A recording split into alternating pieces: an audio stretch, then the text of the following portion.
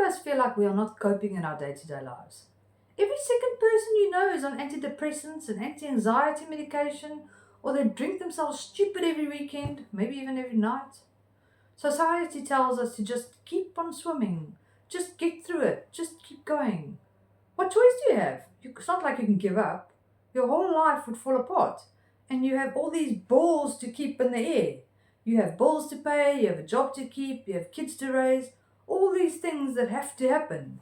Giving up is not an option, so we just have to find a way to cope, right? So we use all these addictions to help us cope.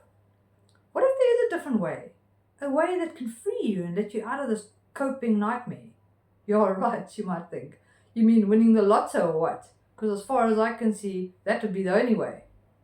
It's not the only way. And this way has nothing to do with money, but also has everything to do with it, and especially with your ability to be successful. I've covered this in some of my other videos, but I saw this video where Julian Blanc explains it really nicely. His videos are quite awesome, you should really go and check it out. He explains that you are like a phone, okay? Your body's like a phone, and your software that you run on is like apps that are installed on your phone. So there's an app for everything you want to do, okay? These days, with YouTube and all, you have how-to resources for everything, for anything. If you search, you'll find a step-by-step guide to do absolutely anything you can dream of, right? So then, why is it that some people are able to achieve certain things and others can't, no matter how hard they try? Why is it that the apps on somebody else's phone works, but it doesn't work on my phone? Or other way around. We see this and then we go looking for more apps, more how-tos. We push a little bit harder, we endure a bit more, we motivate ourselves a bit more, and then inevitably it becomes too hard and that level of effort is just not sustainable, so we eventually just give up. The solution is not another app or another coping mechanism. The solution is finding the virus that is stopping the app from working for you. Most people never do this in their whole lives, but in order to function properly, you have to run the antivirus. It's the only way that is sustainable and long-lasting. This virus inside of your phone, that is you, creates like an invisible prison around you. Every time you try to expand out of your comfort zone and explore a new reality, you are bounced back off that invisible prison around you. It just seems like you can never get past this threshold. So you push harder and you put in more effort, but it seems like these guards that keep this invisible prison alive just keep fighting you. And you have all these coping mechanisms just to keep fighting these guards. But when you stop fighting and you take a little break, you find that you fall back into your patterns or your comfort zones. You're right back where you started despite all your efforts. And you can never move forward in life.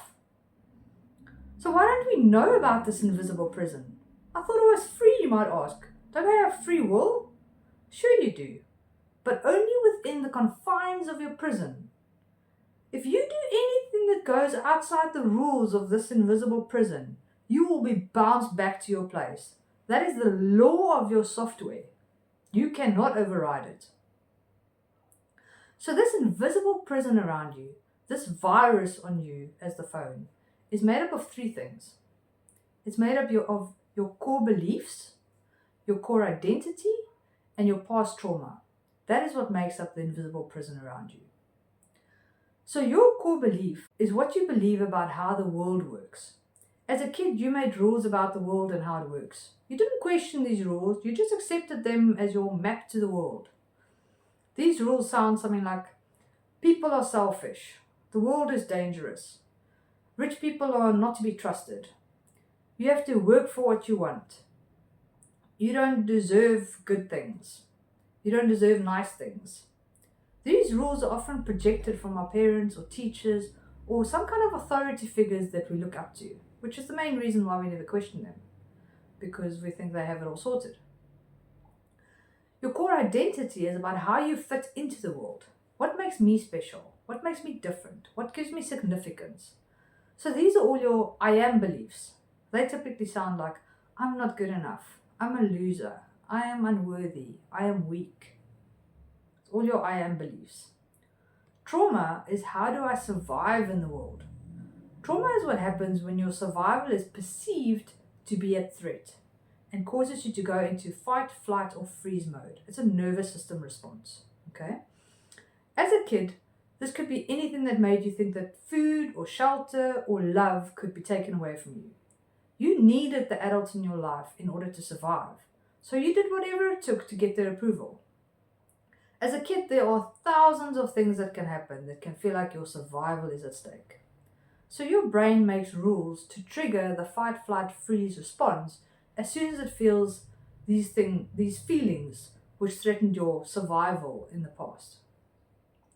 So these three things, your core beliefs, your core identity, and your past trauma, has created this invisible prison around you, which is actually a set of well-defined rules controlling your safety in this world.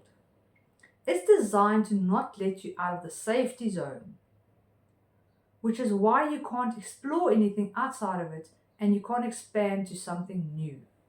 It's trying to keep you safe. With these rules, you have disqualified yourself from certain things. So if you believe that you are unworthy and you have to earn everything, how can you ever accept wealth into your life? If you believe that you are unlovable or that people can't be trusted, how can you ever have a happy marriage? You can't. Your beliefs go against it. Your invisible prison stops it. These beliefs are not conscious. They're completely invisible to the conscious mind, hence the invisible prison. It's like every time a belief is created, you cut off a little piece of yourself and you push it away. But it never goes away. It just goes into your little storage room. It's a part about yourself that you don't want to have as part of your identity. So, for example, as a kid, you were punished for failing at something. Could be anything. So you learned that it's unacceptable to fail. You lose love and connection when you fail. So you put that in the storage room. You put a whole bunch of new beliefs in there. You put some core identity beliefs. I am a failure. I am stupid. And then you put in some core map of the world beliefs. Never take risks because failing is not an option.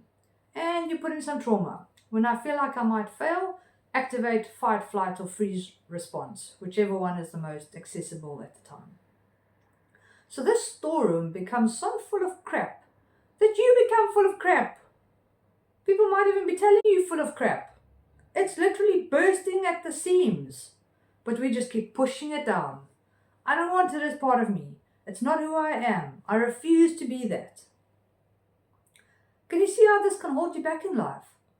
So instead of going to the storeroom and unpacking this stuff, we use coping mechanisms to keep us strong enough to keep fighting this invisible prison. Push it down, fight against it. Push it down, fight against it. That's our pattern. That's what we do our whole lives. This is all your stress, all your anger, all your depression, all your anxiety. It's all that. What if we don't have to fight it? What if we can deactivate this invisible prison? Wouldn't that be more sustainable? More freeing? More amazing? More fulfilling? Here's how to do it. This is extremely valuable information I'm giving you here. So pay attention. Don't let this just be another video you watch and forget about. This could actually be the difference between now and the rest of your life. This could be the breakthrough you've been looking for all your life. This could be the missing piece that you have been searching for all your life. So here's how to run the antivirus on your software. It's basically 5 steps or ways to identify the viruses. You don't have to do them all at once, but it's best to get a pen and paper so you can make some notes and pause the video to process each step, or write it down and then do it later when you get a chance to be quiet and reflective. It's not going to be easy, but it's going to be worth it, I promise. So the first step is your core beliefs. To get to your core beliefs, write down these topics: health, wealth, relationship, and success. And if there's any others, you're welcome to do them as well. Then write down what each one means to you.